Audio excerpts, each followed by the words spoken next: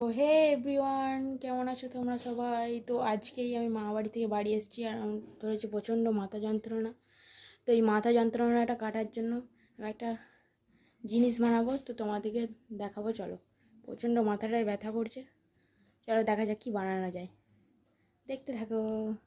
তো প্রথমে এখানে দেখো চিনি, জল, চা, দুধ, আদা আসছে, তা ভেবেই তোমরা বুঝেই গেছো আমি কী বানাবো। চা বানাতে চলেছি।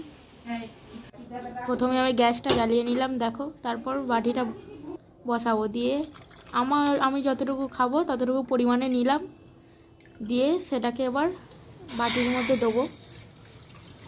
দেখো তোমরা দেখতেই পাচ্ছ যে আমি দিয়ে দিয়েছি। তারপর গ্যাসটাকে মিডিয়ামে রাখলাম, মিডিয়ামে রেখে এবার আদাটা থেতো করব। জলটাকে ফুটে দিলাম প্রথমে, তারপর দেখো আদাটাকে থেতো করব।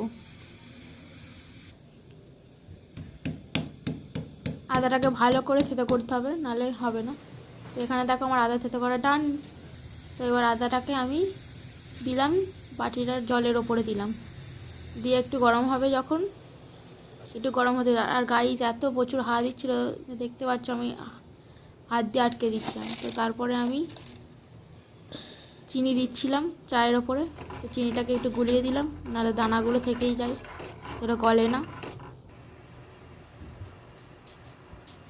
তো আবার ফুটতে দিয়েছি, দেখো এরমভাবে ফুটে গেছে।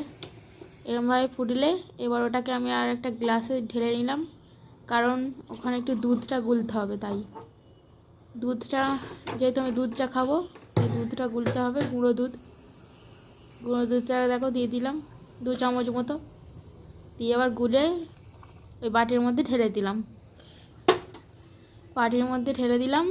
এবার ওর মধ্যে দিয়ে দেবো একটুখানি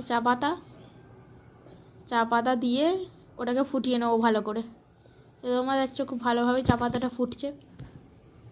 এরকম 1-2 মিনিট মতো ফোটার পরে যখন এরকম পজিশানে আসবে, তারপর একটুখানি কমিয়ে দেবে, দিয়ে আর একটু ফোটার পর তখন চাটাকে ঢেলে নিতে হবে।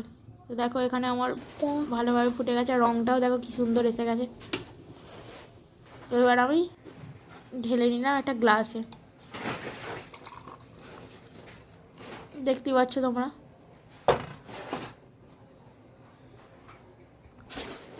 তো এখানে আমার চা করা ডান, এবার খাবো। তো সন্ধেবেলায় একটু টোস্টের সাথে চায়ে ডুবিয়ে মুখে দিলাম। যা ভালো হয়েছিল গাইস, আর মাথার যন্ত্রণাটাও কমে গিয়েছিল। সো টাটা গাইস, দেখা হচ্ছে নেক্সট কোনো ভিডিওতে, বাই।